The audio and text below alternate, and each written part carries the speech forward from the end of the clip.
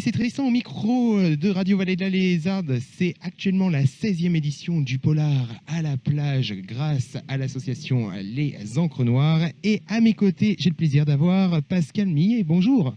Bonjour. Alors, à votre actif, combien de participations au Polar? 5. 5. Elles sont toutes passées à merveille? Oui, bien sûr. Nickel. Alors, ce que les gens ne savent peut-être pas, c'est que vous avez une double nationalité.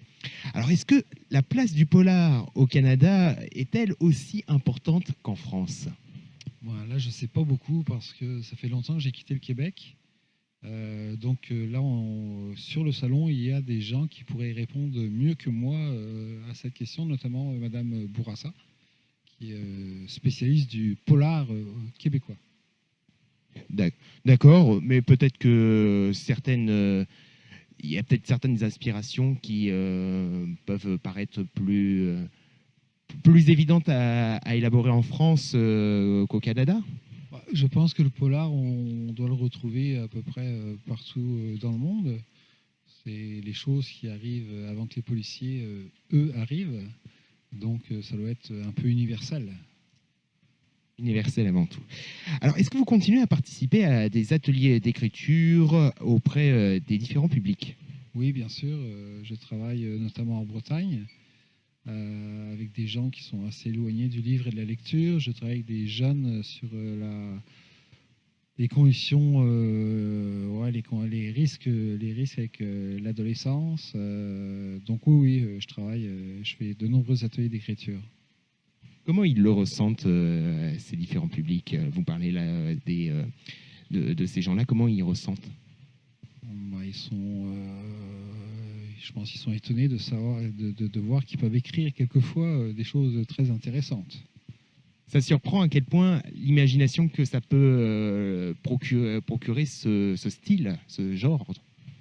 Oui, ils sont surpris par rapport à leurs écrits, ils sont surpris par rapport aussi aux lectures des autres. Ils trouvent leurs histoires dans leur quotidien ou pas. Et en général, on tombe sur des beaux textes. Parce que vous pensez que le quotidien est un moteur, un carburant pour ces écritures? Le quotidien est forcément un carburant pour l'écriture, oui. Qu'elle soit blanche ou noire. D'accord. Alors, est-ce que vous pouvez nous parler de votre dernier roman?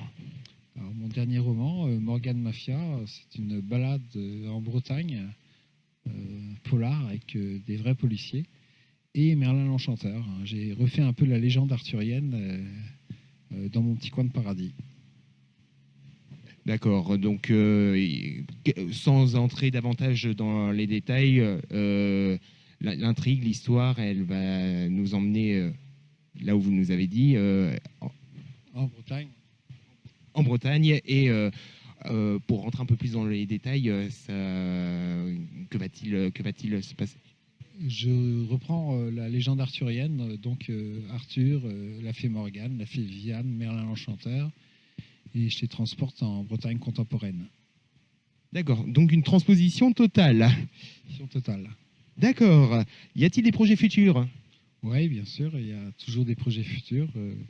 Donc peut-être un projet d'anticipation, mais là je suis juste au départ de l'idée, donc je ne peux pas en dire vraiment plus.